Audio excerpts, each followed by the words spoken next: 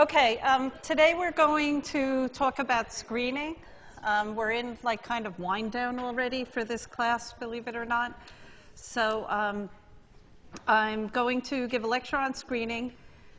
We have some papers to read. We're going to do an exercise, so we've got a full-packed day.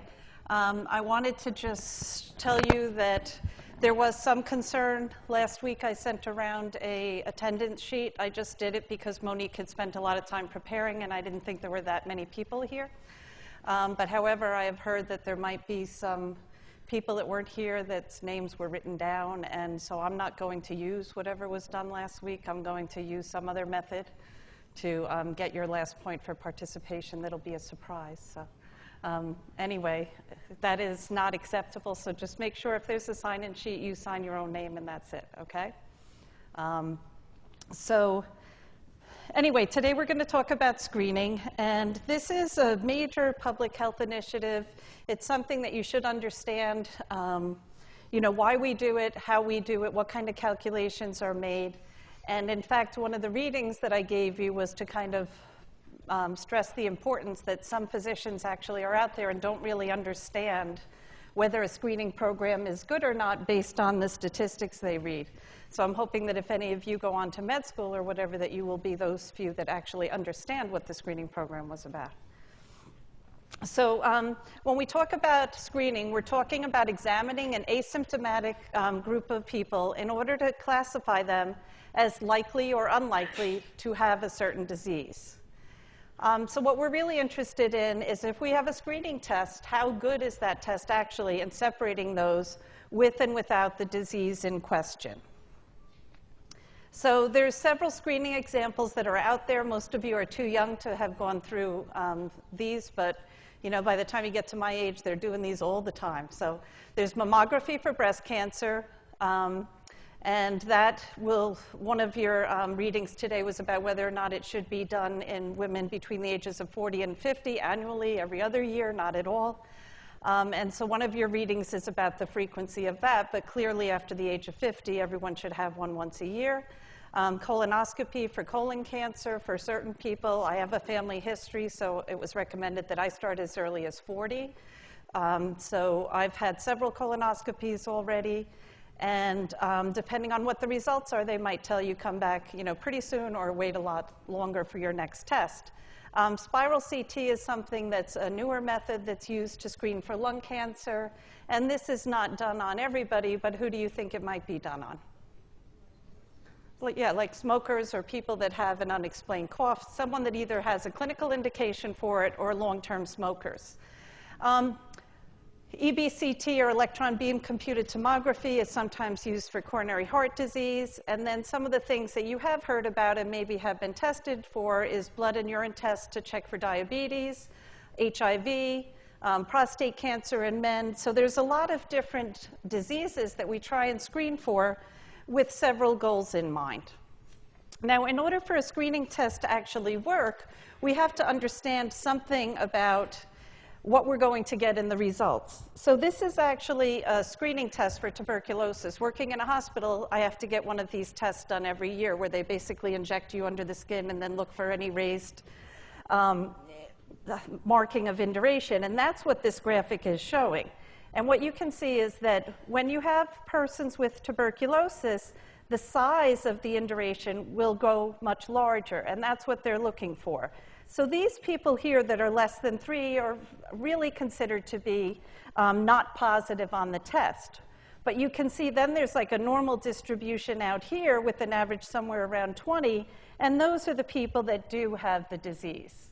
And this is a good screening test. You can easily tell who is not diseased, who is diseased, and it's a quick and easy test. It takes me, you know, a couple of minutes to go up there. They inject me. 2 days later, I go back, they look at it, and it's done. But some of the other things that we screen for, like blood pressure, aren't quite so simple, because it's not like you can look at this and say, okay, everybody that's here is diseased. You know, where is the cut point? What should the cut point be? It requires cut points, and these have actually changed over time. So that, you know, it could be 130, it could be, in the past it was higher, like 140, and they keep on lowering it when they realize that these people that have Intermediate, like high blood pressure, actually are at risk for disease, and that will make them change the cut point. So there's a lot of things that we do to try and figure out, is our screening test really working? Is it effective? And a lot of them are simply operational measures. The screening test isn't good if you can't get people out to come and actually do the screening. So one of the most simple things is how many people were actually screened. Another thing would be what proportion of the target population was screened and the number of times they were screened. So for something like a hospital, the state mandates that it be 100%. Like you can't not do your physical and not do your PPD assessment. But for other things in the community, if we're trying to screen, people for hypertension or for diabetes, we want to have an understanding how much of the population is getting screened. Is it only people that go to the doctor, or are there some people that have other options of getting their blood pressure, cholesterol, or some measurement for diabetes, hemoglobin A1C, or whatever assessed? We can also look at how much prevalence of preclinical disease did we actually find in the case where there is preclinical disease. So if we do a screening test, what proportion of people end up with HIV positive? It doesn't have to be that they have true AIDS, but how many people end up HIV positive? And of course, like anything else that we're thinking of in public health, we have to be aware that there are costs to the program. So we're concerned about what is the total cost of the program. Then they use some other measures, and it might be what is the cost per case found. So if you have a community assessment of, say, hemoglobin A1C, and you go out and you try and make sure that you measure everyone, how many cases of diabetes did you really find? And how much did it cost you to find those? There's also the proportion of positive screens that are brought to final diagnosis and treatment. And a screening test isn't good if the people aren't going to follow through with the next test. And then there's the predictive value of a positive test in the population that you screen, and we're going to learn how to calculate this later in the lecture, so I'm not going to really spend much time on that.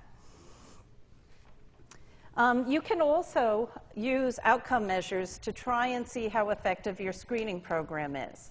And these are really key, and I think these are what, in part, brought up the distinction that was made in the article that I gave you to read today about how many physicians really understand what a screening test means and whether it's good or not. So one of the important measures is there a reduction of mortality in the people that you screen. If you tell someone they have a disease a couple of years earlier and it makes no difference for whether or not they die, it's not really much point. Is there a reduction of the case fatality rate? Does anyone remember what that is? Yeah. Right, so the case fatality rate, did you manage to reduce that? If it used to be 80%, is it now down to 50%? Because you're getting to those people early, you're taking care of their disease, and they're less likely to die. Is there an increase in the percent of cases that are detected at an earlier stage? This is primarily for cancer, where we want to try and get as many cancers as possible, that we find them at stage 1 or 2 or something where an operation might take it. You want to get it before it gets to metastasize. Also, reduction in complications. This is a key one for diabetes. The reading that I used to use last year was actually looking at diabetes and how many complications can you actually stop if you use something like hemoglobin A1C to screen the population. And then there's also prevention of or reduction in the recurrences or metastases for something like cancer. And also, one thing that's important not to leave out, is there really an improved quality of life for those people that are screened? Are you just giving them more anxiousness and making them uncomfortable and worry, or are you actually giving them something they can do that will make the disease easier to take? So in general, a lot of the things that we need to think about is how good is the test? And we're going to learn how to calculate the sensitivity and specificity of the test. And these are good measures of how the test works at the population level. And then there's also the positive and negative predictive value. And this is more if you're a doctor and you're giving the results of a screening test to someone and you want to give them an idea, well, how accurate is this? Is it 80% of the time we're going to be giving you a correct diagnosis? And that's what those measurements help us. And we're going to learn how to calculate all of these in a few minutes. And then an important question is, when we find the disease and we find it at an earlier stage of disease, or we find it at an earlier time point, is it really of value to the individual? Does it decrease the disease-specific mortality? Does it really decrease mortality? And this has to do with biases. So just like there was bias in a lot of the other study designs we do, when we talk about screening, we're worried about bias too. And today we're going to discuss a few of the biases that are very relevant to screening tests. And then lastly, is it cost effective? So why would we bother screening? What are we really trying to do?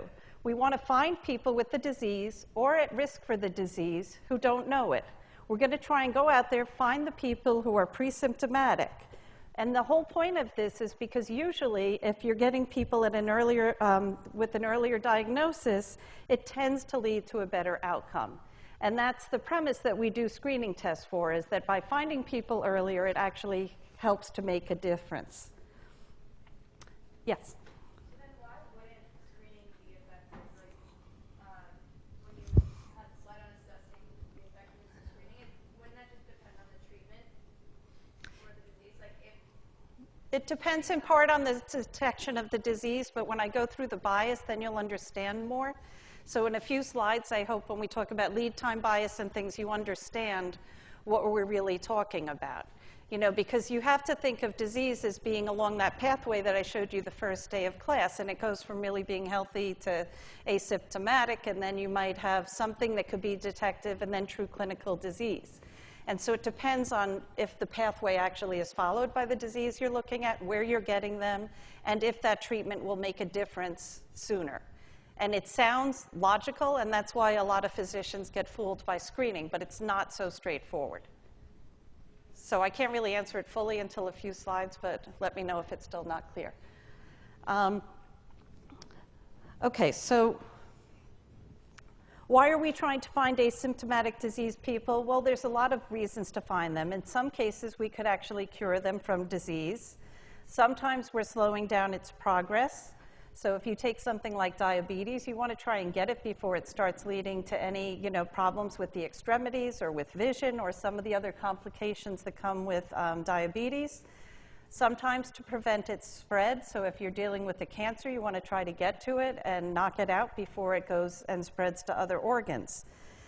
The other reason is sometimes we use it to try and just study the natural history of disease, to understand if everyone that goes from being healthy to having a polyp, how many of them go on to cancer? If we have a screening test and we can get these people early, we can get the answers to these questions.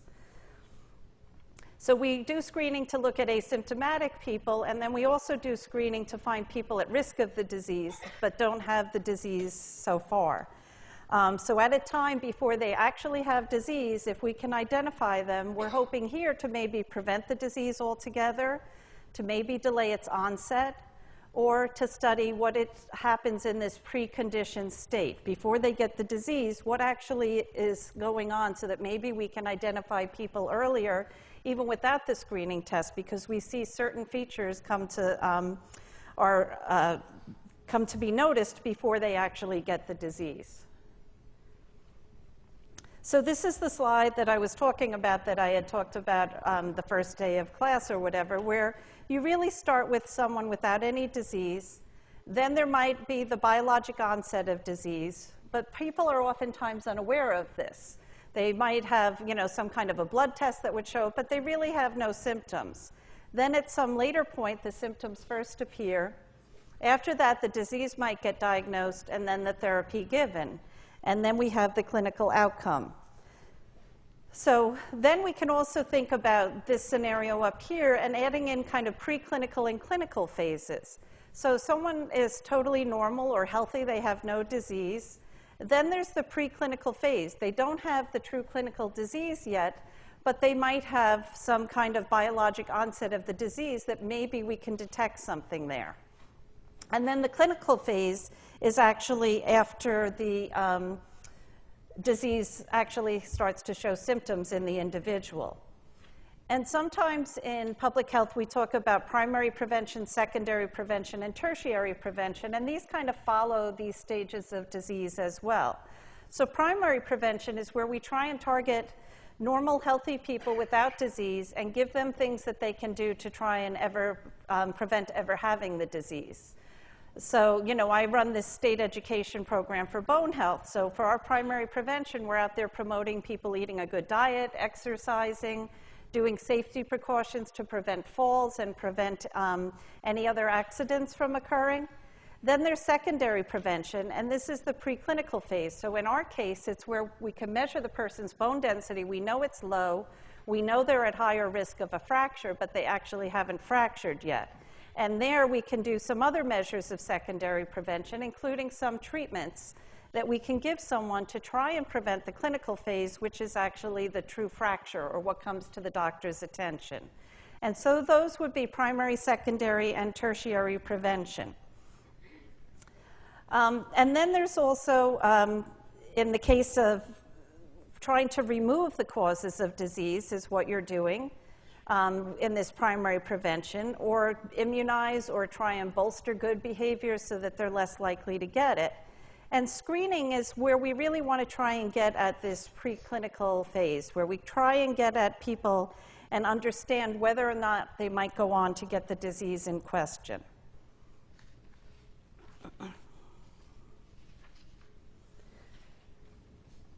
So the disease is really detectable by screening somewhere in this area of the preclinical phase. So we can detect it when it's not fully showing symptoms, but when it has some kind of a biologic onset that we can actually detect with our screening program. And then there's also that time between when we detect it, but when the symptoms first appear, and this is the detectable preclinical phase. And then there's this concept called lead time, and this is an important concept. It's really the interval by which the time of diagnosis is advanced by screening, or early detection as compared to regular routine diagnosis, the usual time of diagnosis. So what you're doing is, whereas Mrs. Smith would come in here and you'd say, oh, okay, you have breast cancer, I can actually feel a lump on your exam when I saw you today. If you did like a mammogram here, you might have detected it sooner. And that would be before maybe any symptoms, before she could feel anything. And this whole time here is lead time. And that's something that is natural, and we're going to have that occur. But the question is, by that lead time, are we actually doing anything on the other end in terms of how the outcome of disease occurs? So one of the other things that confuses the whole point is that sometimes there's different critical points at which you can actually do a screening program. So in this first graphic, there's only really one critical point where you could actually go in and screen and say, okay, this person has the disease in advance of the usual time of diagnosis. So the treatment might be more effective by getting to the breast cancer, say, before it spreads to the node. So this is going to possibly make a big change in the prognosis. And this would just be by doing a mammography here. But then there could also be metastatic disease. And each stage of the disease, it's progressing from here to here to here. So this might be the mammographic evidence. And then here you might have nodes being positive. But here you might have seen that the breast cancer actually spread to the liver or to some other organs. And so you could detect different phases along here, but the earlier is still better here in terms of trying to improve prognosis. Yeah? What are you finding the person's being for, for the biological onset? What are you seeing different from the notes in this case? So you might actually be seeing the tumor itself. So if you have a mammogram, you might actually see the actual tumor itself. And then at a later, if you do a more detailed scan, say an MRI or something, you might also see some swollen lymph nodes and things like that, or a CT scan, you'll clearly look at them. But definitively, it's usually surgery. So at different stages, you're going to see different aspects of the cancer in this case. And that's just one scenario. This could be for anything. It could be that, hemoglobin A1C is elevated here, and here they might have some peripheral neuropathy, and here they might have some problem with their eyes, if we're talking about diabetes. So it's different critical points along the way, and getting them at any of those points is important, but obviously the sooner you can do that, typically the better, but not always. So I talked about how the normal history of disease for screening is great. You have, in this case, this is cervical cancer. So a woman has a normal cervix, and then they do a pap smear, and they find that she has carcinoma in situ. And what they're worried about is that that will go on to invasive cervical cancer.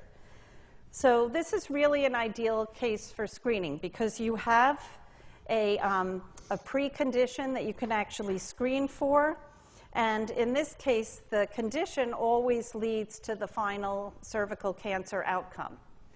But in reality, some of these tumors will be that you have a pap smear, normal cervix in 1 year, and then the next year you go in and they've detected invasive cervical cancer, and it never really went through this stage. The other thing that happens, and actually it happens about 1/3 of the time in women, is that they'll find carcinoma in situ on an annual pap smear, follow them because the person doesn't want to do anything, and a year later they find that about 1/3 of these have reverted back to a normal cervix. And that makes it harder to do a screening program because if we're treating this, how do we know how much of this we stopped if we're not sure how much of this is naturally going back to a good condition anyway? So it just makes it a little bit harder to detect a cancer or to follow through a screening program when biology has its own mind and is doing these things. Yeah? Do they know that it was actually carcinoma in situ, that the women actually had it but went back? Or? Yeah. So it's the same group of women. So in other words, it's an annual pap smear that women have when they go to the gynecologist. She had a positive pap smear, went back a year later because she said, you know, I'm not that worried about this, I can't deal with it right now or whatever, and then a year later, normal pap smear. Do you know the false positive rate for the test like that? I don't know offhand what the false positive test rate, I only know that this path here is about 1/3 of the time, 36% of the time. And I never knew that really until I did this lecture. I was like, okay, positive pap smear, that's a big concern, but in fact, sometimes they do revert. Now the problem is, you don't want that to be widespread knowledge because you don't want these people to say, I'm not going to do anything because I might be a lucky 1/3 that's going to go back to normal. So there's certain reasons why I think we don't get the full picture, but was there a question here? Yeah.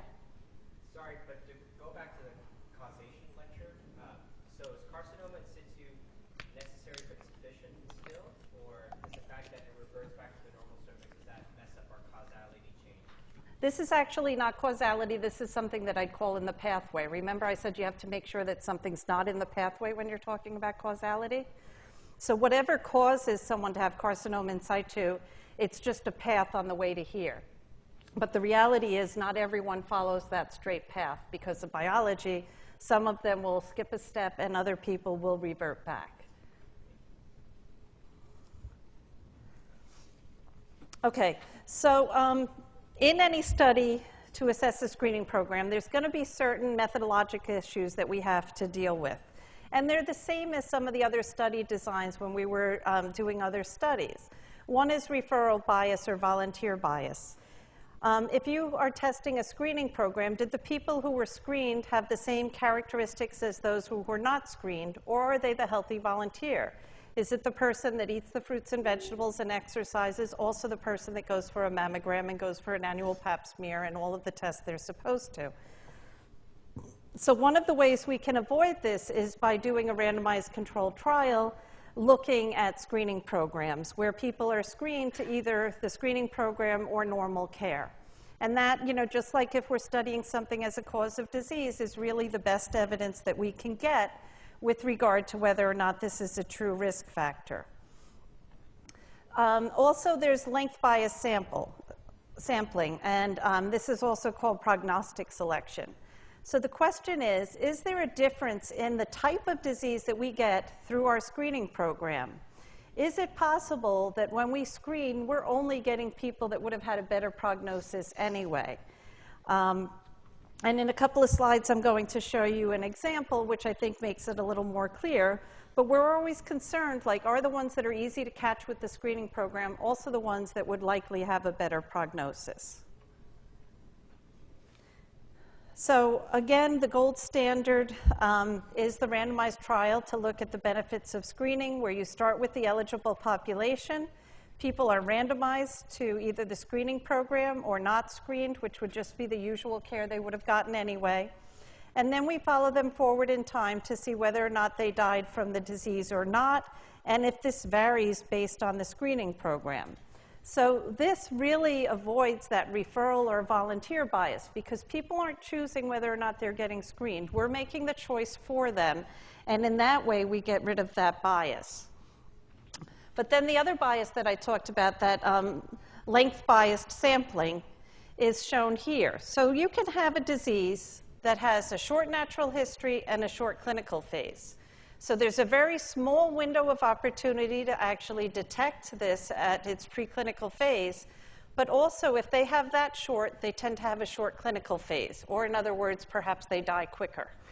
And then that can be contrasted with the long preclinical phase, where obviously someone is in this phase for a much longer period of time. Our odds of getting that, of finding that, that preclinical phase with the test is much bigger because we have this long time to find it.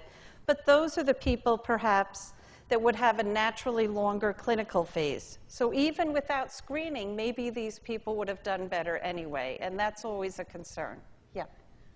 I'm a little fuzzy on the rules or the ethics of it. For screening? You randomize someone into a group that's not screened, and then the person dies from the disease.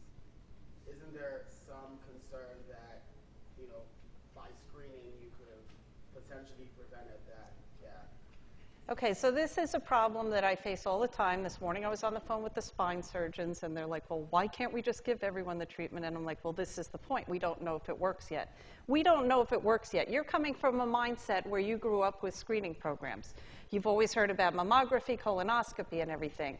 I'm going to go through the slides of when they first discovered that mammography actually was good, but they didn't know until they did the trials that it actually helped stop people from dying sooner. And without the trial, they wouldn't have had that evidence. So, you know, a screening program is only as good as the outcome, and that's partly the paper that I gave you to read, because I really want you to understand that. Like, what are the important outcomes that we want from a screening program? You know, it all sounds good, catch the disease earlier, but as you see when we go through some of the other slides, it's not that simple. And it's not like just catching it earlier leads to not dying, you know, as quickly. There was another question? Yeah. So back to the long and short natural history slide. I just want to ask if you could give like a simple example for both of them, so numbers, like say like a long natural history, like breast cancer. So, okay, so they would be the same thing. It's not two different disease states. So this is Mrs. Smith, and she has a polyp in her colon. Right. These are two different people that have these kind of pathways. So Mrs. Smith here, she, you know, had a polyp, but she only had it for, say, 3 months before it turned into cancer, and then 3 months later she was dead. In this case, Mrs. Jones had a polyp, but it was around for a year, and then she lived a year after that with colon cancer. So they're just two scenarios of the different biology within individuals. And obviously you don't know this because you don't know whether someone's a short or long natural history, but these are some of the concerns that there are, that perhaps you have to at least think about it. That there's a potential that you caught more of these cases because you had a longer opportunity to do it. It's like why you want to have a universal screening? It's more that you want to kind of make sure that you have first looked at the natural history of the disease. Like, hopefully if you've looked at the natural history, and that's why I said sometimes they do screening tests to begin with, you understand that the normal life of a polyp before it might turn cancerous might be 2 years or something. And so by doing tests and doing research and routine colonoscopies, you can get at things like that. But you want to know if there's some variability, and that's all this is talking about, is that there could be variability, and you at least have to address it. It's not like there's a quick and easy correction for this, but it's something that you at least want to be having in the back of your mind is it possible that this is what's going on? Yeah?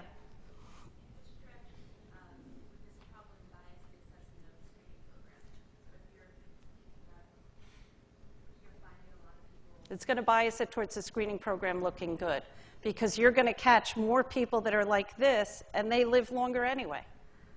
So there's more opportunity to catch people in the light blue, and all of those people end up, so if this wasn't just one individual, but a lot of people that had long phase, then you're getting a greater chance of catching people, and they're all living longer anyway. So it makes it look like they live longer. This one you never caught.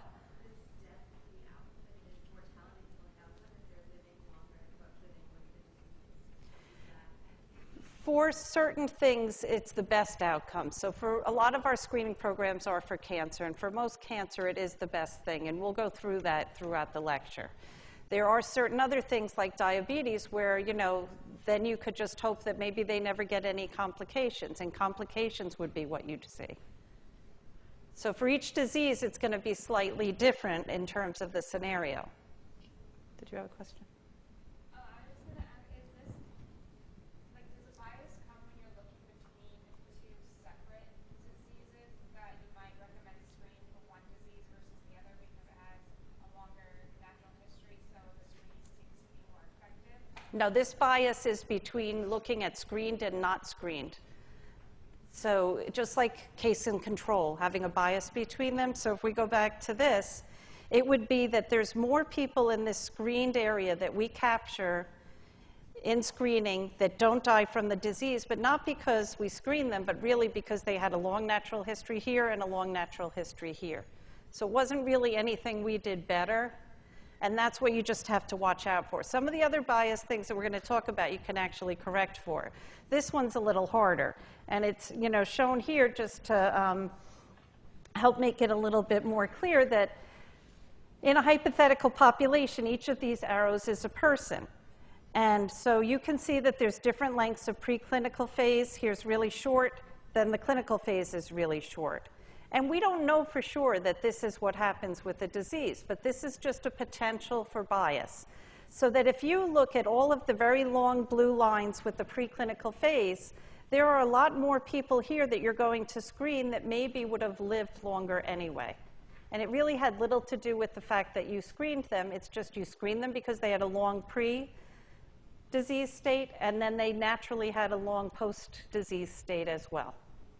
So it just makes you think your program is a little bit better than in fact it is. So, you know, it's just longer preclinical phases will be detected, and they may have a naturally better prognosis anyway. And so that's why the one way to try and get around this, if you think about it, is to follow the survival of those that were not screened and see how long do they live, and get an idea so that you have a not screened population as well as a screened population. If everyone was only screened, we wouldn't really know what was going on.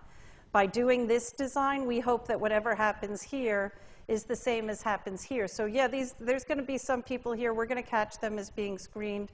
They're going to live a little bit longer, but there's going to be people here that although they're not screened, they're also going to live longer because their natural history is that way. So our hope is that whatever is going on here gets washed out in the randomization process. And that's why that's a better design. So the other bias that we're concerned with is lead time bias.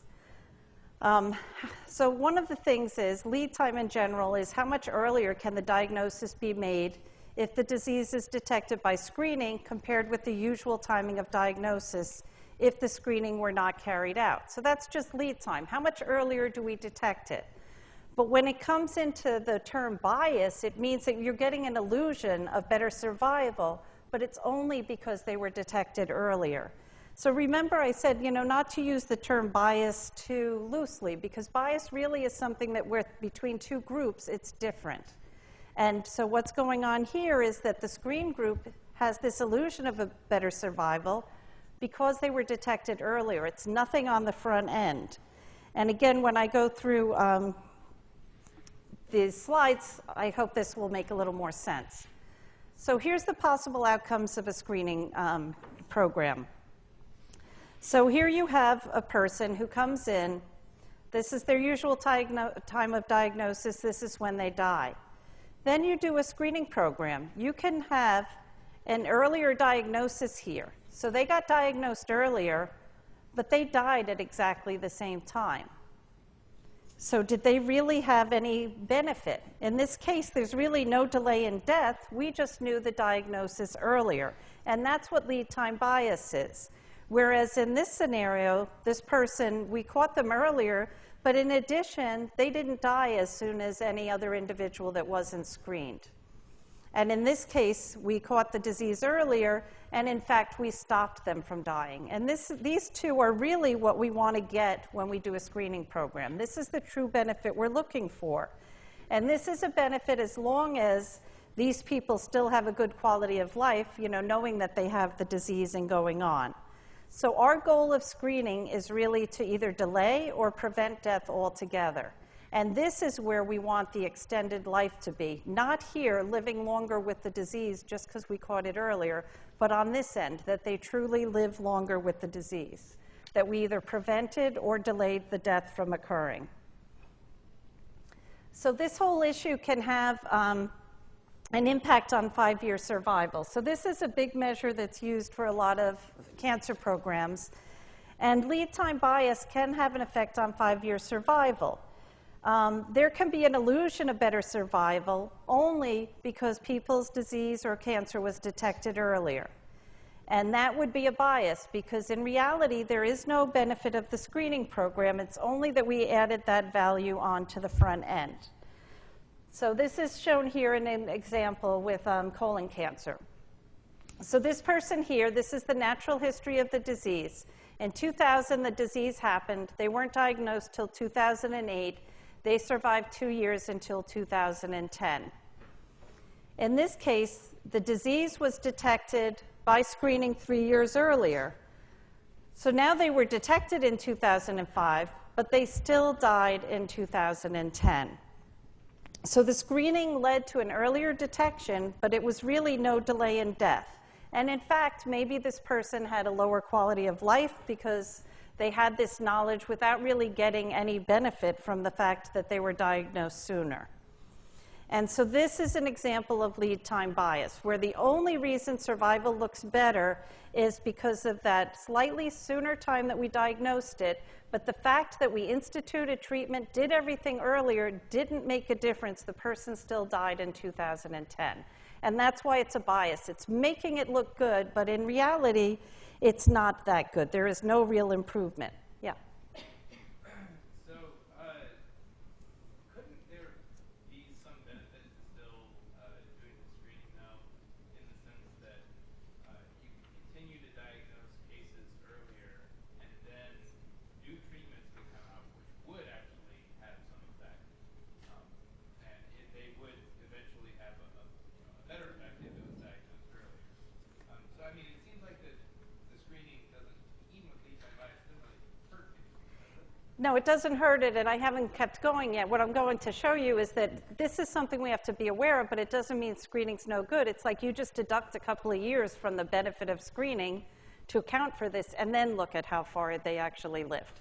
So it's not like I'm not trying to tell you screening is no good. I'm trying to tell you these are the things to watch out for so that you can really evaluate whether a screening program is good or not. And you're right. I mean, if you diagnose someone sooner and there's more opportunities for new treatments coming along, it might make a difference.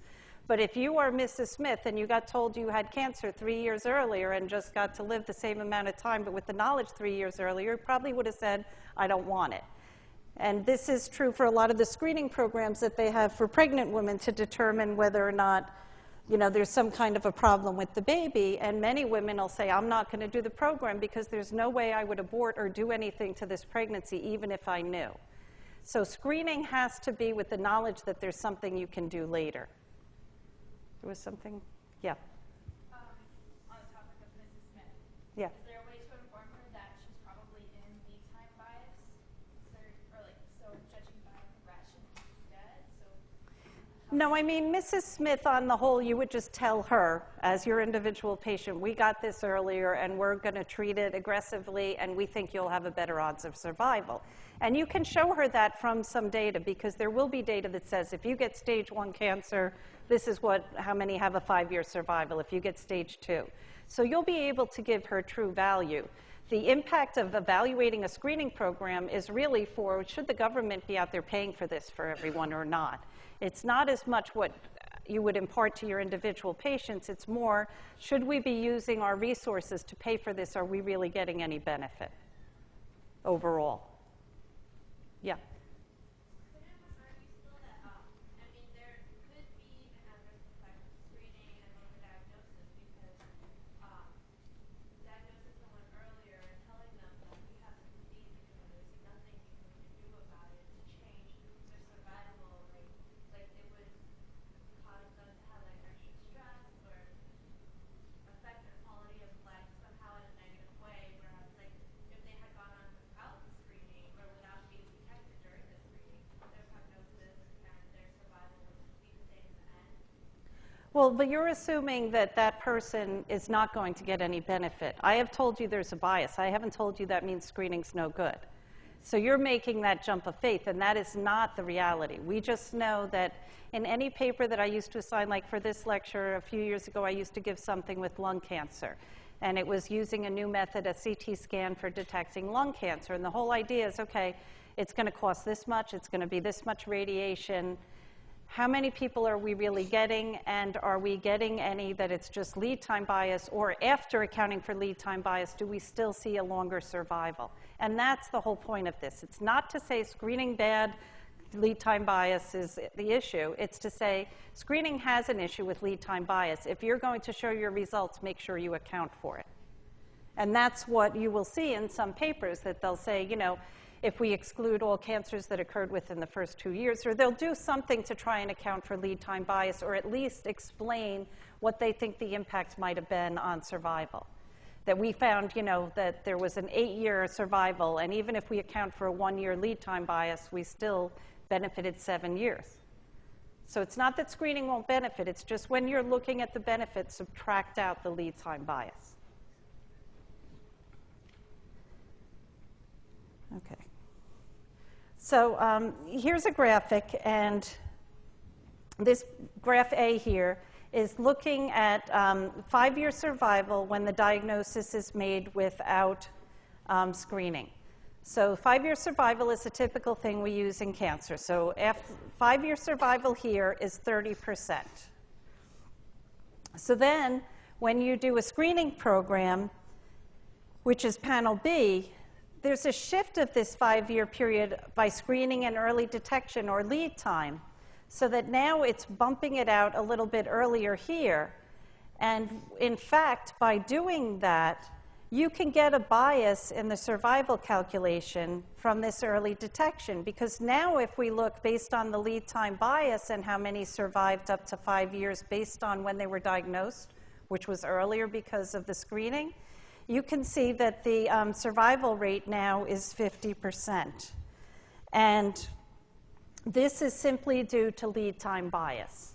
Now, if instead we found that it was 80%, we could say, okay, well, let's get rid of that 20% difference here, and we still have a better survival rate.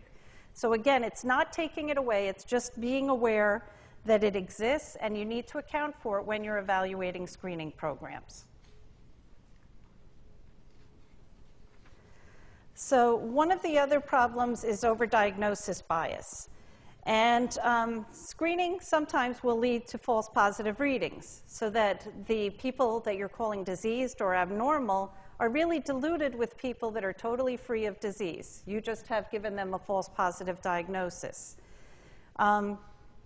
But if you're doing a screening program and you're looking at those people that were screened and then you have another control population, that's not happening in your control population. You're not calling any people, diseased that really aren't diseased.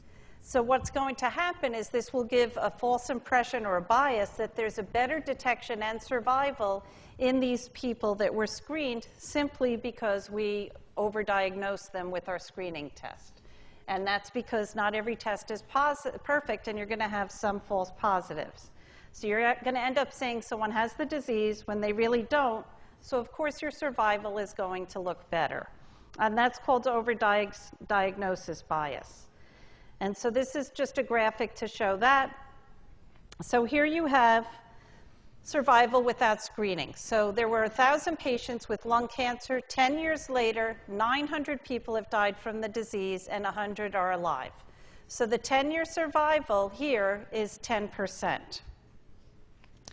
And then if you have 4,000 people that screen positive, even though you know in this population only 1,000 of them truly have the disease, you have all of this yellow box that's actually people that truly do not have lung cancer that you're counting. And so when the screening results are looked at here, you have the 4,000 people, that becomes your denominator. But now you have that 100 that were live up here, but you also have 3,000 people that were simply overdiagnosed. So it makes it look like now there's a 78% 10-year survival rate. And it's simply because those people that don't truly have the disease were diagnosed with it. And so that's the comparison of these two scenarios here. 10% survival versus 78. And in reality, if we looked at the people with the true disease, there's absolutely no difference. And this whole result came from the fact of having too many people with false positives or this pseudo disease. So again, just a concept that I want you to understand because it can impact the findings. And if you're ever reading something about a screening test, I want you to have a little bug that goes off in the back of your mind and says, you know, wait, you know, maybe they overdiagnosed and some people didn't really have the disease, or maybe they had lead time bias, or maybe there was this prognostication bias, just to think about it. So when we do want to go about evaluating a screening program, there are all the study designs we would normally use. It's not like only the randomized controlled trial. They are the best even in this situation. They are still the gold standard. But you can have cohort studies where you follow people that were screened and not screened and see what the mortality rates are. And what would be the issue here? What would be the difference between the people that chose screening and didn't choose screening? Yeah. Well, they might be healthier. You know, so if you call that selection, like the people who selected to do the screening were actually healthier than the people who didn't. So how do you know that the screening really is changing that mortality rate and it's not their exercise patterns, their eating patterns, and everything else that might go along with the people that opt for screening? And then there's also case control studies where we look at early versus late disease, and I'll show you a graphic of that. So in this cohort study, you have a population, you're not randomizing them, they're either choosing to get screened or they're choosing not to get screened. And then we look at the mortality rates in the screened group and in the not screened group. And again, this problem here, whenever you have a not randomized thing, you have all of the other behaviors that go along with choosing screening that we have to worry about as potential confounders. And the other option is to do a case control study for disease, where you're starting with cases that are really the people with advanced disease, and the controls can have disease, but they, you know, will have a less advanced disease. And then you ask them whether or not they were screened in the past. So their exposure here that we're looking at is really, did they have a history of having been screened? And the people without advanced disease at diagnosis or an earlier stage of disease are going to be the controls. So if you think about this, your odds ratio is going to be the odds of exposure in the cases where the exposure is to what? Right, so the odds of screening as in the cases or the advanced disease as compared to the odds of having been screened in the control population. So, you know, if the odds ratio is less than 1, if screening works, it's effective because they would have less advanced disease. So now let's go through what a true scenario was that helped us determine mammography. So This is a classic screening study that was done. The Health Insurance Plan, or HIP, which is an insurance company that still exists, did a randomized controlled trial that started back in the 60s, trying to look at the efficacy of mammography. So they took 62,000 people that were enrolled into HIP. They were all women between the ages of 40 and 64 years of age. They were randomized to screening that included mammography or regular care, just going to visit the doctor at their regular visits as they would beforehand. And then what you're looking at is not who got breast cancer in each group, but the mortality from breast cancer in each group. Because the mortality is what's going to differ. You're going to be screening people here. Of course, you're going to find more breast cancers. But what we care about is the mortality in that group actually going to be lower. So the main outcome in this study was to look at the mortality due to breast cancer in those that were screened and those that were not screened.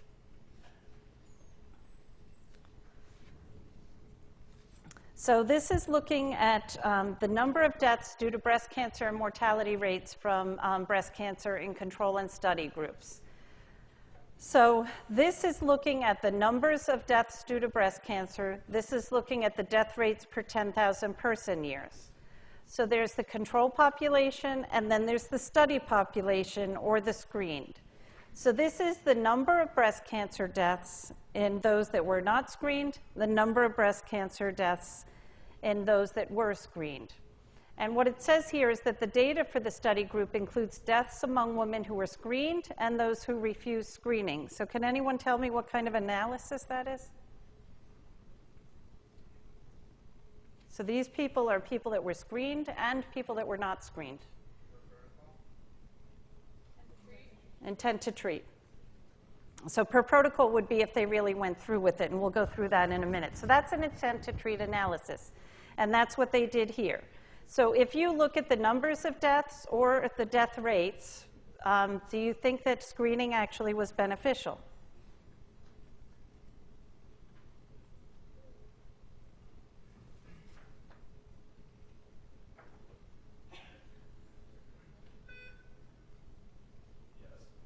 That's a yes?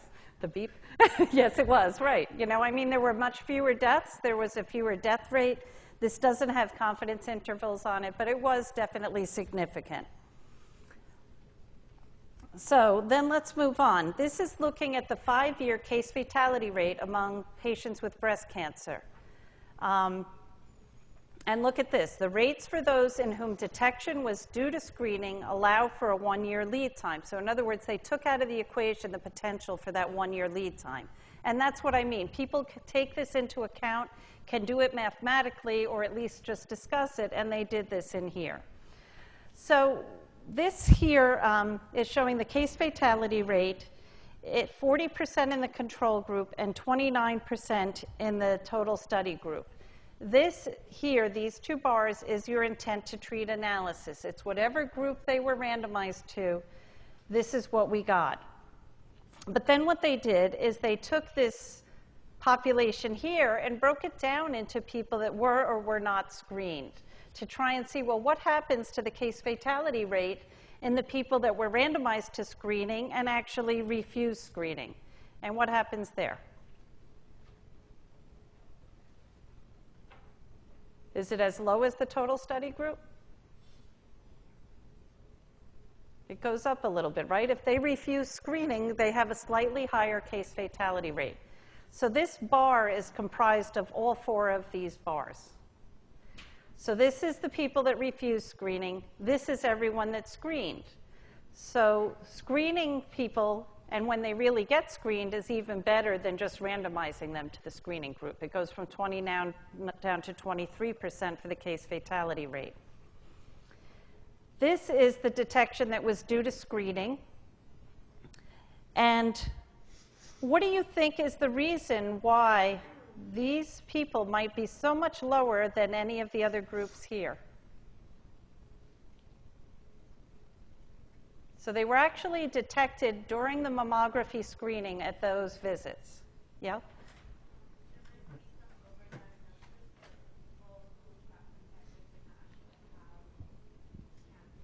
All of these people truly had the cancer. So this is looking at everyone that was detected and had the cancer and looking at their mortality rates from cancer.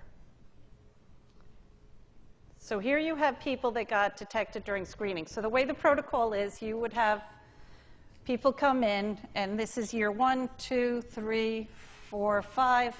So they come in and they have their mammogram. And through the mammogram, you have a certain number of people that get diagnosed each year because it's shown on the mammography. Then there's other people that were detected somewhere in here, not due to screening. So that's what these two bars are. One is detection due to screening, and this is detection not due to screening. Yeah? Because they were earlier in the stages of their disease, and the bar is so high for the detection not due to screening because it was more obvious and they were in the more serious form. It could be that it was a more obvious, but it's usually something that it's either a positive mammography or not. Yeah. Just a question, I'm sorry. You said which bar equals which bar added up? Okay, so total study is here. Right. That's a combination of the people that refused screening and the total screened. And then the total screened is due to this and this. The total study equals 23%. Then there's people that were, detection was due to screening. So they actually came in at their visit, got detected here. And then there was people here that were detected in between the two screening periods, in the year in between. And these here are your case fatality rates. So who are the healthiest people? Right, the ones that were detected due to screening. All of these were screened ones. But these people, this subpopulation, were actually detected during the screening visit itself. So what did we talk about earlier that maybe could result in this? Yeah. Could it be the prognosis of like, is it two different types of breast cancer where one that may not be as easily detected has a poor prognosis? Right, so remember that graph where we had this long line. So this person that was detected during screening probably had this long preclinical phase. This person was screened here, but in between she developed disease. So she maybe was one of those with that very short preclinical phase and then the short death phase, and that's what it looks like. Because look, if they were detected due to screening in these bars every year they come, it was slow enough that wasn't there one year, detected the next year, their case fatality rate was as low as 13%. But in the people that happened in between their screening periods, that was a really aggressive cancer. And so that goes along with that graphic that I showed you with all the short and long bars, because when it's really aggressive, it turns out that they also die from it, because it probably has a short phase here and a short phase here. Yeah. So, how do you account for differences in how these patients were treated? Because it could seem to me like if you have in a screening group, you might be more likely to catch the disease earlier, and perhaps in whatever disease you're studying, the treatment for the early stage is less aggressive than if you caught it once it's already progressed for a little while, and so you might actually delay them getting the aggressive treatment by catching them early, which would seem to confound whatever your findings would be. Right, so it is possible that these people in all these bars had different treatments.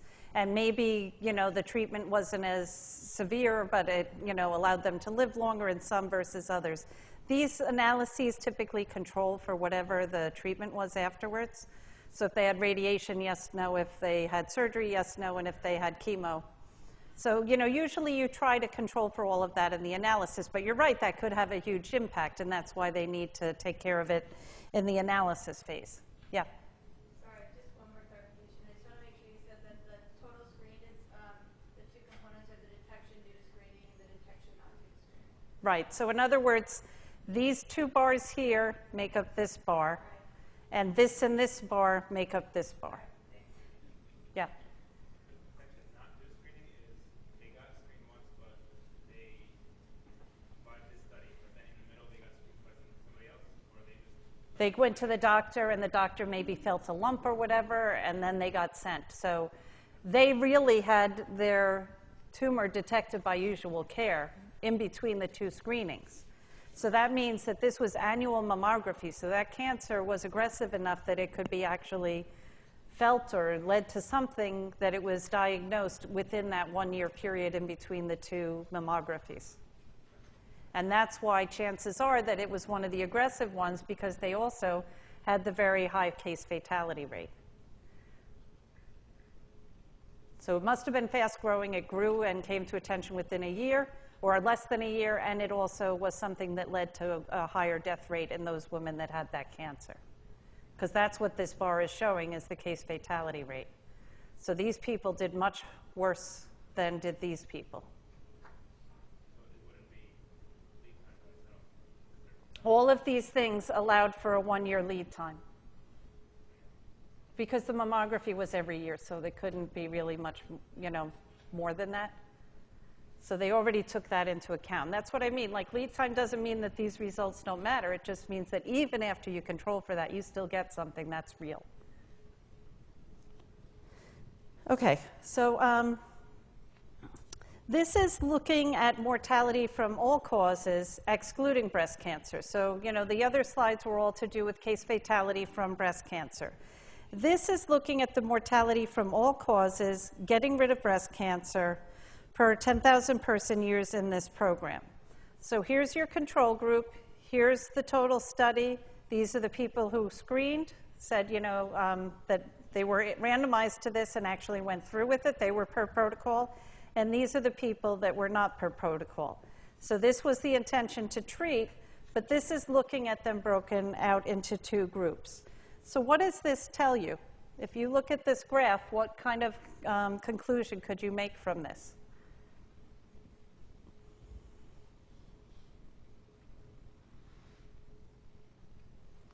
What would you think would happen if we had done a cohort study instead of a randomized controlled trial? Would there be bias? What kind? Yeah. The healthy people would get screened. Right. Right, so the healthy people did get screened here. Obviously, they had the lowest mortality rate of everybody. So although they were randomized to it, these people weren't even offered it. But of the people that were offered it, these people that went through with it had a lower mortality rate from all diseases. So in other words, there is something to this healthy volunteer group, because the people that do go through with it have a much lower rate than do those that refused.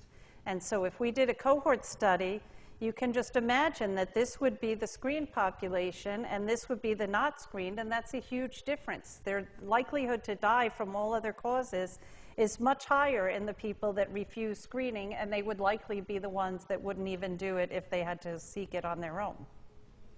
And that's why the cohort study can have this healthy volunteer bias, and this is the kind of thing that it would look like. So there are a lot of other factors influencing mortality. We talked about treatment and things, but these data were also used to look at some other things. So one of the questions was, does the biology of breast cancer differ between black and white women? Or whether there's a mortality difference due to a difference in the access to health care that maybe delays the diagnosis and treatment in blacks. So why did we think that there was a difference in the mortality rate? It's based on these data. This is the US cancer data, SEER, the Surveillance, Epidemiology, and End Results. It's a National Cancer Institute program. And it looks at cancer incidence and survival. So what this is looking at is the 5-year relative survival rates by race among women with breast cancer diagnosed in 64 to 73, so the same time period that this HIP study was going on. So this is looking at the 5-year survival rate. So who is more likely to survive? Does it vary by race?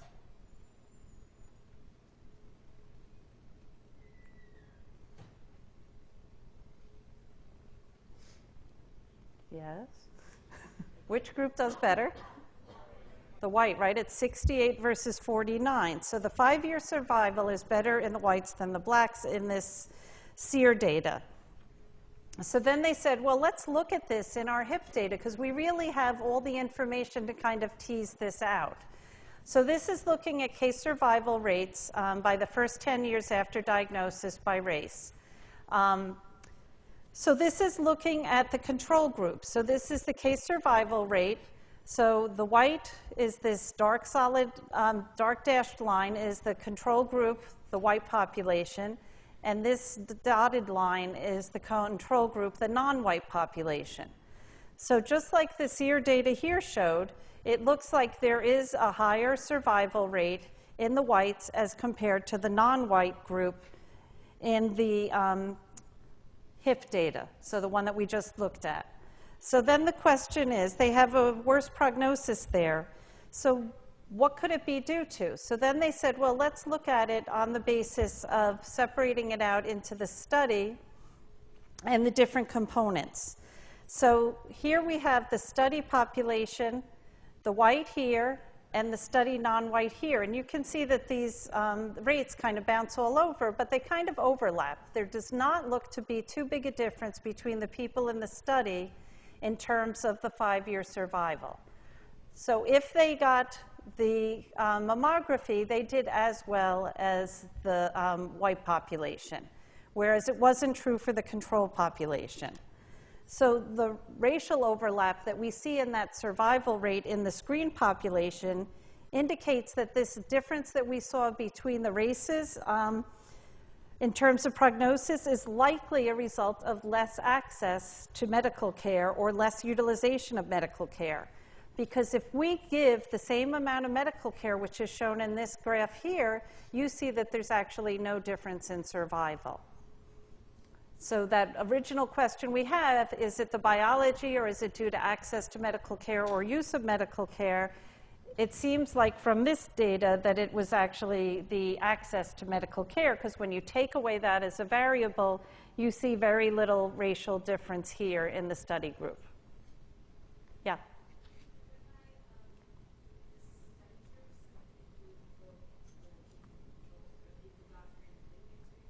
Yeah, so whenever, unless they separate them out, anytime they say study and control, they're talking about the study group being those people that refused as well as those people that truly got screened. It's only for the purposes of illustration that they separated out the other things. But that's kind of why probably the line bounces around and stuff for both of these, because you have not simply followed the screening protocol, but some people that refused it as well.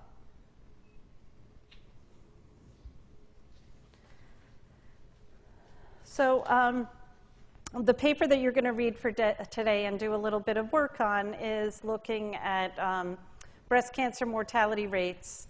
And this is if you look, so there is controversy over whether or not there should be annual mammography in women in their 40s.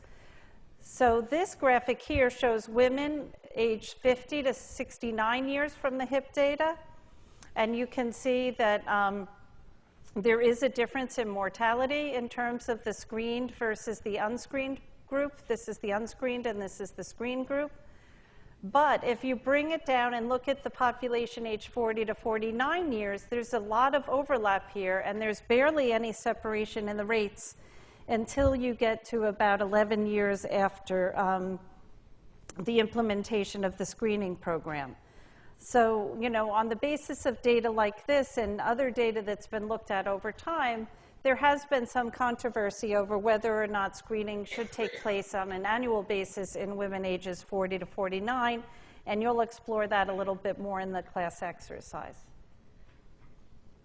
So last week, Monique talked a little bit about neuroblastoma. There is screening for neuroblastoma. There's a strong rationale, and that's because there's been little improvement in outcome. But what they found is that the prognosis could be better in children with the disease that's diagnosed before age 1. And they also know that in general, the earlier the stage of diagnosis with neuroblastoma, the better the prognosis is. And that's at any age, really, that's true. The other thing is that more than 90% of children with neuroblastoma secrete higher amounts of urinary catecholamines. So there's a simple, easy test that can be done to try and screen for this and look for whether or not someone has neuroblastoma, because these metabolites, it's easy to get a urine collection and it's easy to measure for the catecholamines. So they started doing a program for screening for neuroblastoma in Japan. And so these are showing the percent of cases that were diagnosed under age 1 before the screening program happened, 1969 to 1980, in 2 different districts. Then what they did is they instituted a screening program, but only in the Sapporo area. And what you can find here is that the percent of cases under 1 year that were diagnosed jumped all the way up. So this is the screening population. This is no screening. The no screening is not that different from the periods that preceded it. But for the group that were screened, you had a much larger percent of the people under a year age detected. And we said that these people tend to have a better prognosis. So this all looked well and good, but some more recent data showed that although they had a better prognosis when they look short term, if they follow it out longer term, that there is actually no decrease in the mortality from this screening program. And so the detection doesn't always equal a benefit, because this more recent data says that maybe there is not a benefit for doing the screening for neuroblastoma. So there's various calculations that you have to do to evaluate a screening test. There is, I'm just trying to think when we should break. Validity, the test, that's the way, ability of a test to distinguish between who has the disease and who does not.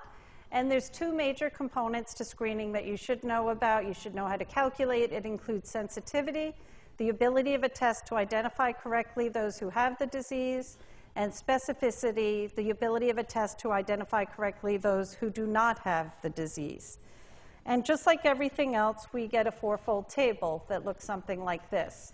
So if we had a population of 1,000 people, 100 people have the disease, 900 do not have the disease.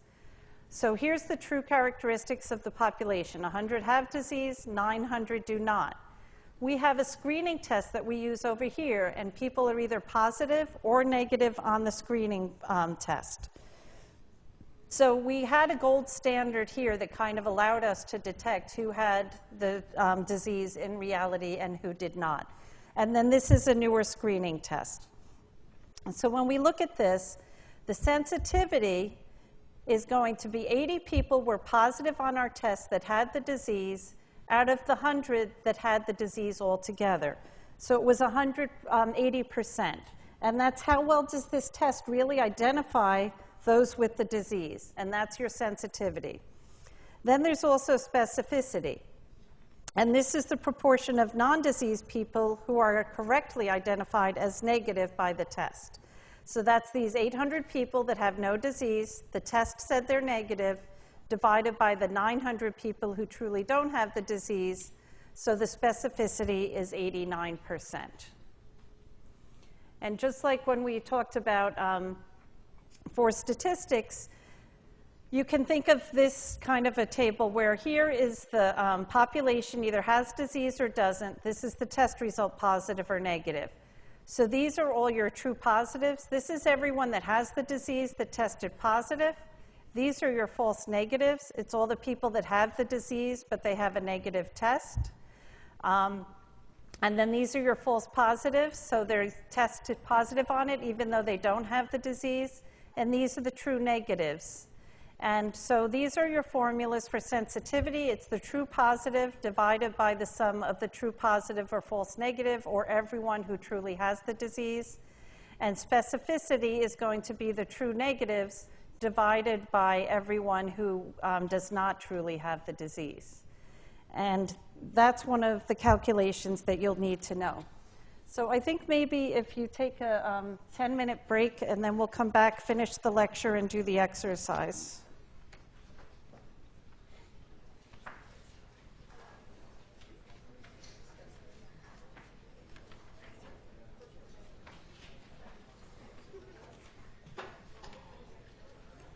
Hi. I have a med school interview next Wednesday, so I won't be in class. Okay, so you need to send me the invitation or whatever you... Oh, you like the proof or whatever? Yeah. Okay. In my planner, it says that we have like assignment that day. I don't know if that's anything. I don't know yet if we do. You know, that's why if you send it to me, I have a spreadsheet that I keep track of who has interviews and who doesn't, and Okay. then I'll know that. So then I usually have people interview me afterwards because it depends on how much we have to do that day, whether it makes sense to do one. All right. So, So yes, I will send that to you right away, and then just okay. check in with you after. to see Yeah, if any after the questions. class, yeah. And is it someplace you want to go? Yes, it is. It's at upstate in Syracuse, Oh, okay. which is where I'm from. So Nice. hopefully that goes well. All right, good But luck. Thank you.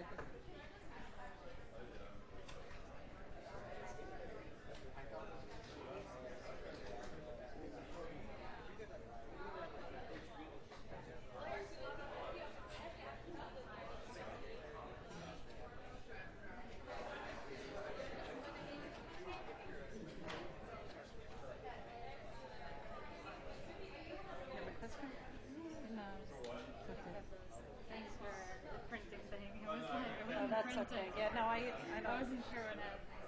Yeah, no, there's different permissions. Like I have to make it a PDF to let it go up there, and then I don't want anyone to mess with the slides so they can see the, you know, I want you to have the right information. So I stop people from changing it, but I always allow printing, but I forgot to do that. And you were the only one I think that did it enough in advance that you noticed it. Oh, okay.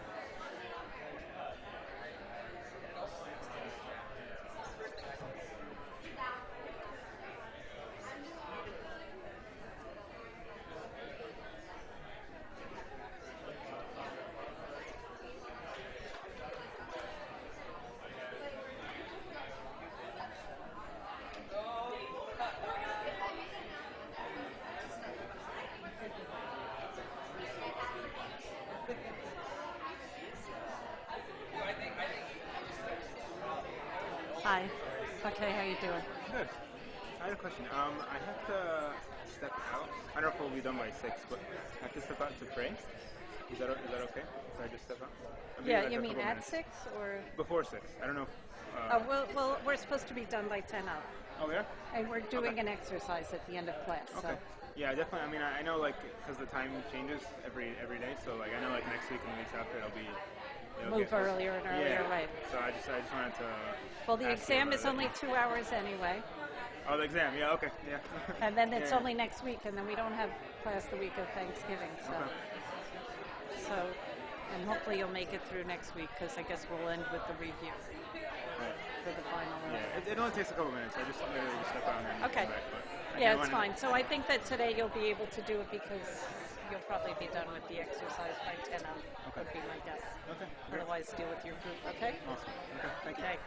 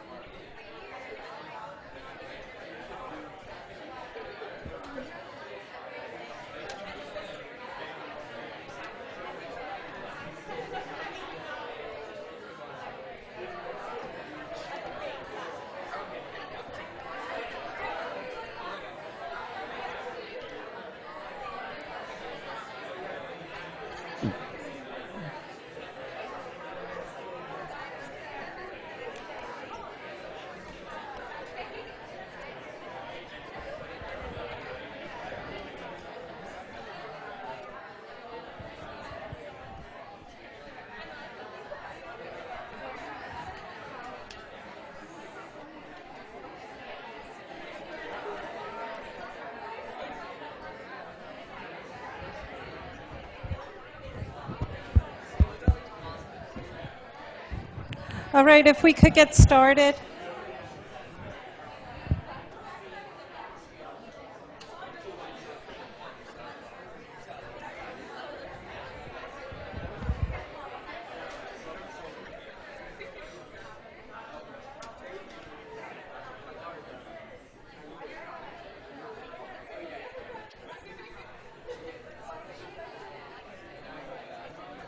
All right, so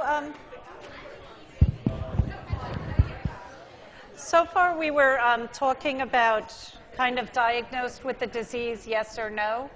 But the reality is that most of the time, or a lot of the time, we're dealing with continuous variables that we want to screen people for.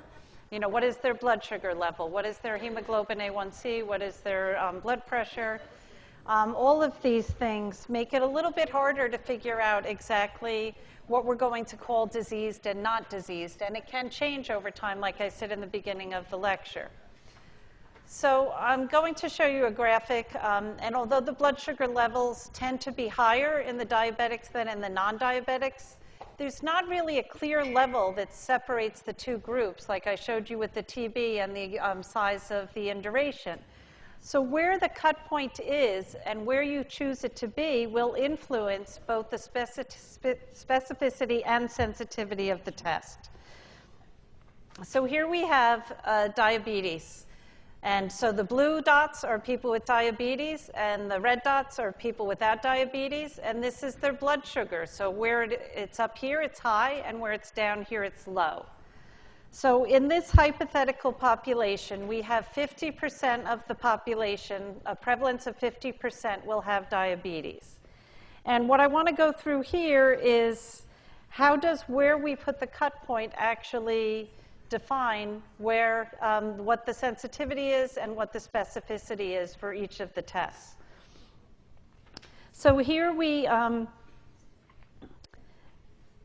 if we look at this, maybe it's slightly higher, the average blood sugar here than here, but it's not a huge difference. And you can see that there's a whole lot of overlap.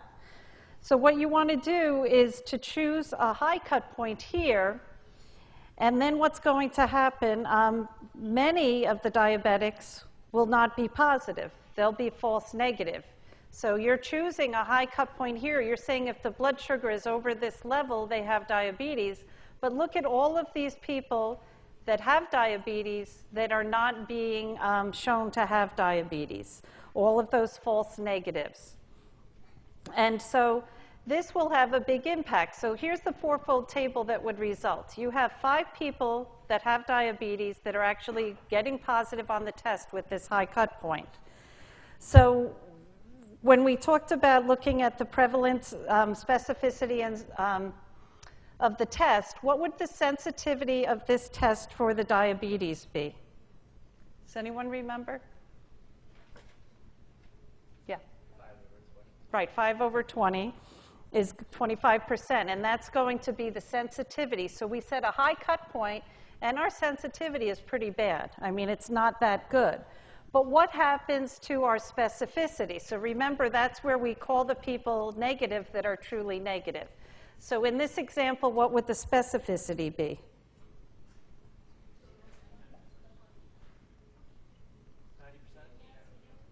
18 over 20, right? So it's almost everybody that is being called negative is truly negative divided by 20, the number that are truly negative. So you have a specificity that's 25% and a sensitivity that, a sensitivity that's 25% and a specificity that's up at 90%. So a huge difference between the two. So then you say, okay, well, maybe we should lower it. Maybe we're not using the right cut point.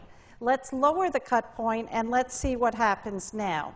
So now you've lowered the cut point to here. So what in essence you have is all of these people here are now being called diabetics. And so there's 17 of them. And there's only 6 of these that are negative in the non-diabetics. So what has now happened to our sensitivity? What would the numbers be for sensitivity with this low cut point? 17 over 20, so it's 85%. So we jumped in sensitivity. We went from 25 to 85%, but at the cost of lowering our specificity, because now what is our specificity? 6 over 20, so that's 30%. So we went, down in that from 90 to 30%.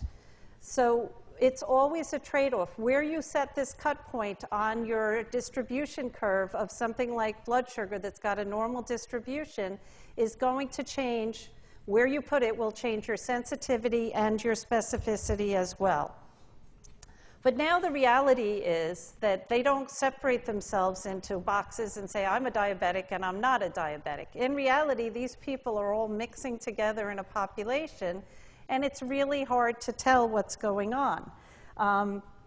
So they're all really mixed together. You can't really tell who has the diabetes and who does not.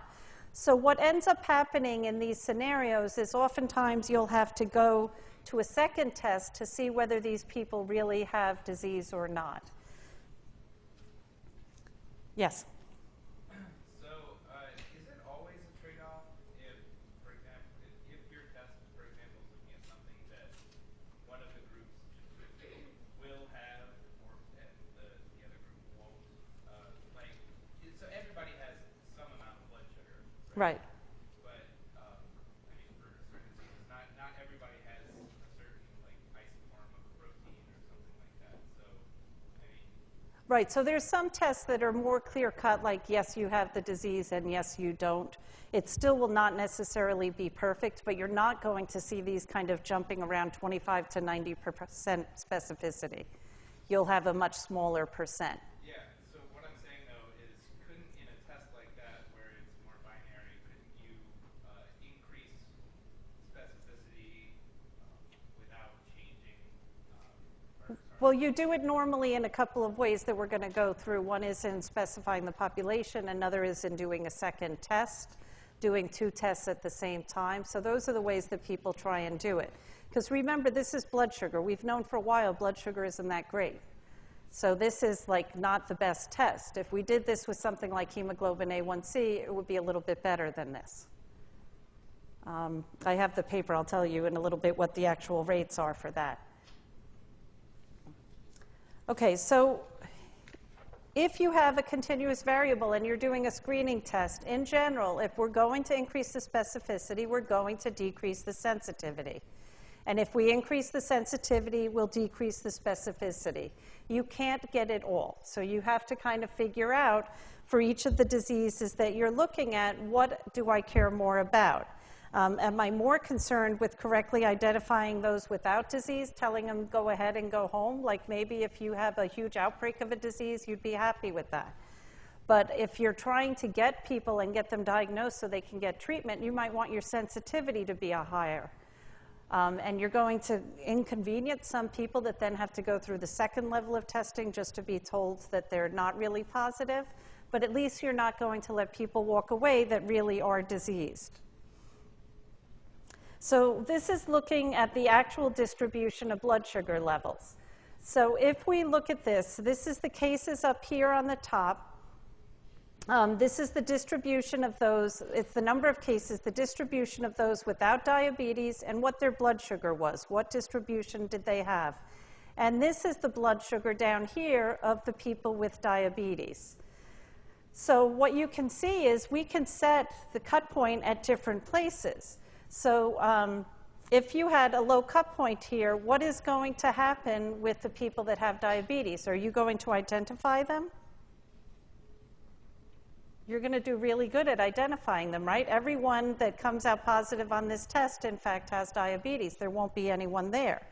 So if you wanted 100% sensitivity, wanted to identify everyone that potentially had diabetes, you'd use this 80 milligrams per deciliter cut point. But you're going to have a low specificity, so you have to kind of decide. And so then you can say, okay, well, maybe if we bring it up to 200, we're going to have 100% specificity now, but we're going to lose a lot of these cases down here. We're never going to diagnose them. So it's an issue, and you should just understand the trade-off that there always is with these continuous level variables, that where you set your cut point is a trade-off between sensitivity and specificity. So let's go back to our fourfold table. If we know the true disease state, then you can have a fourfold table. Because this is your test, your screening test is here, and this is the true value of disease. Do they have it or not? And this is what I had shown you before, true positives here, false positives, false negatives, and true negatives. But in reality, most of the time after screening, unfortunately, we don't know the true disease state. So we're going to have all the people that had positive tests and all the people that had negative tests. Because we don't really know what the disease status is if we don't have a gold standard or if we don't go on to a next stage. And that's why in reality, for some screening tests, it's common to do a sequential or two-stage screening. So if here we assume the disease prevalence is 5%, you have a population of 10,000. So your first test is the one that we just talked about. You're doing a test with blood sugar. And so when you do the test with blood sugar, what is going to be your sensitivity here? What are your values for sensitivity with this blood sugar test? Right, 350 here divided by 500 here, so that's 70%. And what is your specificity going to be? 7,600. Right, 7,600 divided by 9,500. The true negatives out of all the people that were negative. So you have, sensitivity and specificity that are both fairly reasonable. It's not as extreme as the last example that I gave just for illustration. You're up around 70% sensitivity and 80% specificity. Now what you're going to do is you're going to take the people that were positive on this first test, this was what was on the last slide, and you're going to take all of them and redo a second test, the glucose tolerance test. So we take the 2250 that were positive on our first round of testing, we do the glucose tolerance test on all of those. And now we end up getting, what for the sensitivity? What would be the sensitivity here? Which numbers would we use? 315 over 350, right? It's all of the true positives, positive on the test, true positives, divided by everyone with the disease, 350. And that's 90%. So we've upped it to 90% by this second level of testing. And the specificity is going to be 1710 divided by 1900, or that's 90%. So by doing the 2 stages now, we have upped both our sensitivity and our specificity to 90%. And all we've done is really 2, kind of blood tests on people. One takes a few hours of sitting around, but basically it's not a real hardship. It's not a long amount of time in between the 2 tests. And that is what used to be the case before. There's also the possibility of doing simultaneous testing. So rather than everyone that was positive on the first test going on for the second test, everybody does 2 tests. And by doing this, we kind of end up with better numbers. So you have 200 people who have the disease. When you do test A, 160 of these come out positive on that. If you do test B, 180 are positive. And if you look at this whole circle, this is everyone that is tested positive on this whole test. So you have 160, 180 here. Test A was 80% sensitive. It was 160 over 200. And test B was 90% sensitive. But when we combine both of these, you get up to 98% sensitivity. That's the net sensitivity. Because you're saying if they're positive on either test or if they're positive on both, I'm going to call them having the disease. So it's not like the last stage where we did 1 stage. The second stage was more definitive. This is 2 different tests, and you can be positive on A, B, or on both, and you're going to improve the sensitivity. So if you're positive on either or both, obviously you're going to improve the sensitivity, and now it goes up to 98% with doing it this way. However, for any of the people that were negative on the test, you're not going to do it that way, because it's only the people that were negative on both tests are really considered to be negative. So that's going to be this 432. So you could have specificity on test A is going to be about 60%. It's 480 out of 800. Test B is 720 out of 800. That's about 90%. And then when you look at both tests together, you're down to about 54%. Because remember, the specificity has to be that they were negative on both tests. So you have somewhat of a loss in specificity, but you're really sure that you're capturing people that have the disease. You're up at about 98% for the sensitivity. And so you can just imagine scenarios where this might be important. If you have someone that's walking around with the disease that spreads really quickly, it makes someone very ill and could die from it, you're going to want to make sure you capture all of those people. So you want to get that sensitivity up as high as possible. And so for a scenario like that, you might use something like this where your sensitivity is really skyrocketed. And so you make sure that you get anyone that has the test, because you know that if you get them and you treat them, that they won't spread it and they won't die from the disease. So the other thing besides sensitivity and specificity that I expect you to understand is this concept of positive and negative predictive value. And this is more if you're sitting in your office and you have an individual patient in front of you, how would you use the information about screening tests? So the positive predictive value, if the test results are positive for a patient, what is the probability that the patient really has the disease? How often do you get a true positive out of all of the positive tests? And the negative predictive value is if the test is negative, what is the probability that that patient doesn't have the disease? Are they truly negative? Can you tell them, walk away and be assured that you don't have this disease? So these are important values at the personal level. So the predictive value of a test is kind of what I said in the words it matters. So if the test results are positive for a patient, what is the probability that the patient has a disease? So the positive predictive value, this is the person that's positive on the test. What is the likelihood they have disease? Well, it's 80. They were positive on the test with the disease, divided by everybody with the disease. So it's 44%. And the negative predictive value is the people that really didn't have the disease out of all of the people that really that were negative on the test. And so that's how you get these two values.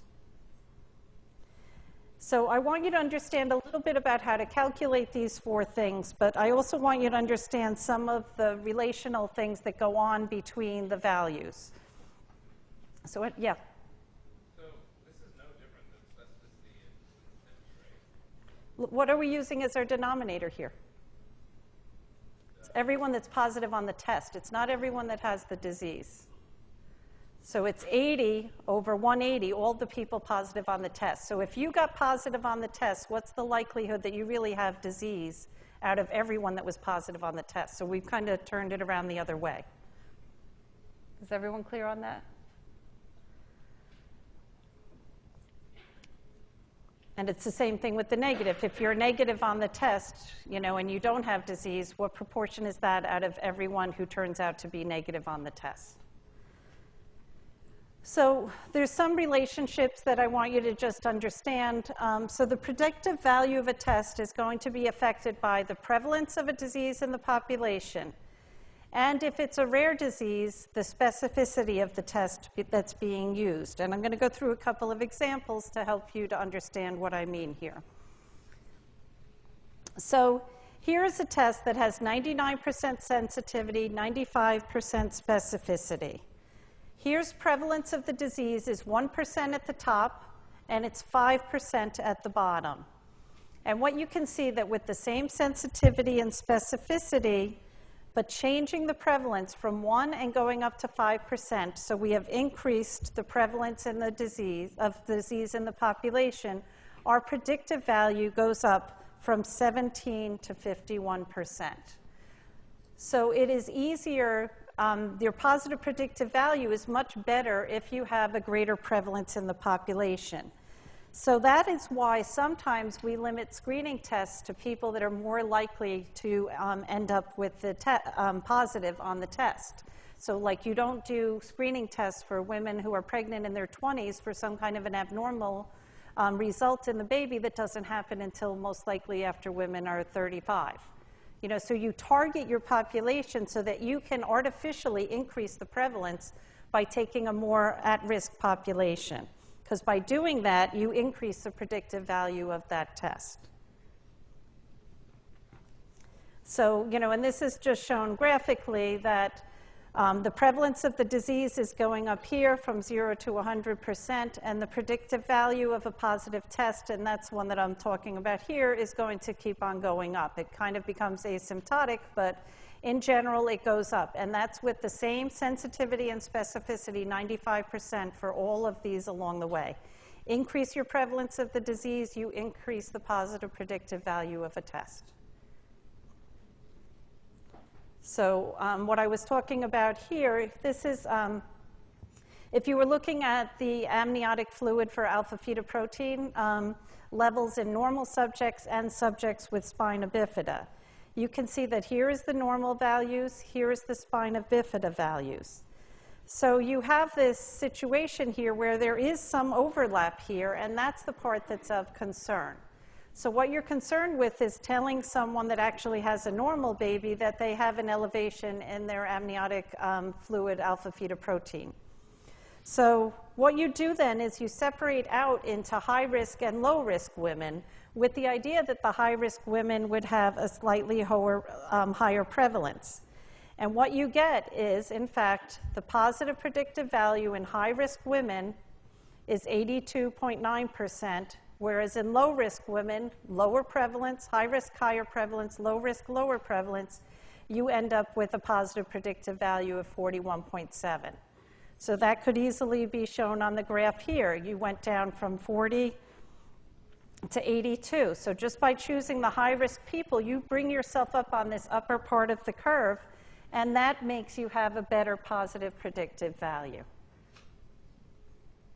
And that's the rationale for why we do screening programs primarily in those people that are at higher risk.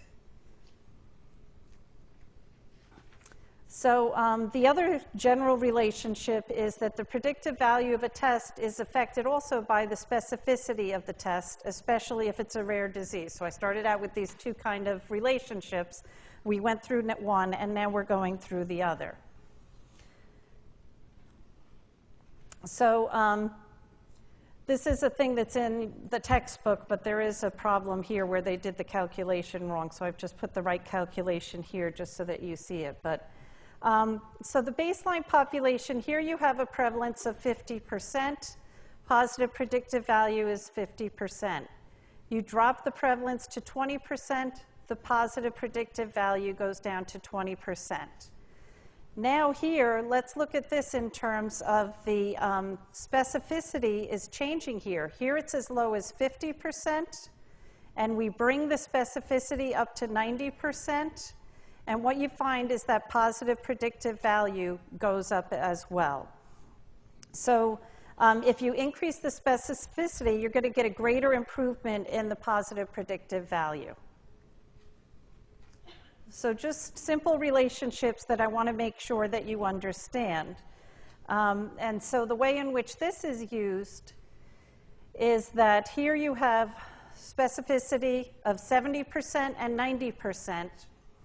And you can see that with a prevalence of 10%, sensitivity of 100%, so these two are staying the same, increase that specificity, you increase the positive predictive value from 27% to 69%.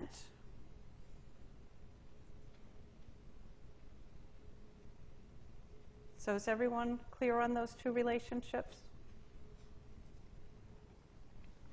Okay, so I just quickly want to go through the reliability of a test. If you're doing any test, if it's not good, it won't really matter. So you want to know if a test is reliable or repeatable. If you do the same measurement of blood sugar, are you going to get the same thing twice, or is there going to be a huge variability? And there can be intra-subject variation, like blood pressure readings, or there could be inter-observer variations that the person taking the blood pressure maybe does it slightly differently. And this is just a few examples that if a test is valid, this normal curve should fall over the true value. If it's reliable, it'll have a tight normal distribution. So this test is reliable, but it's not valid. These test results are valid. The mean of the normal distribution is here, but it's not reliable. You have a huge spread in the numbers that you get. And this is what you really want, that your test results are both valid and reliable. So just a few problems that can arise when you're assessing sensitivity and specificity. In reality, the true specificity and sensitivity of a screening test may be difficult to evaluate because we don't always know what the real disease is. And a lot of times, we'll only take the people that had the positive screen and go on and do the test there. So we don't know how many of the false negatives there really were because we never brought them to the next screening level. So it's very hard to actually get these true values, and that's why a lot of times they'll compare a new screening test to an old screening test and use that as, quote, the gold standard, even though it might not be really having disease, but at least it's a new screening practice compared to an old screening practice. So this is the kind of thing that there's a problem in establishing sensitivity and specificity because say if you were here and you had people that were positive on disease on your test, you're only sending these people on for further testing. So you won't have any idea of the true status of C and D. And that's why it's really hard to get good measures of sensitivity and specificity. So like, for example, if people were positive on a ELISA test for HIV, they're going to go on and get a Western blot. But not everybody who is negative will, in part because of the cost. If people are positive on the prostate-specific antigen test, they might go on to get a transrectal ultrasound to see whether or not they truly have prostate cancer. But again, they're only doing it in this top group, not on the bottom. And that's why I'm giving you all of these examples. You should understand how to calculate them, but also understand that in reality, it's a little bit harder to get at true sensitivity and true specificity because we don't always know this top part, what is the true disease state.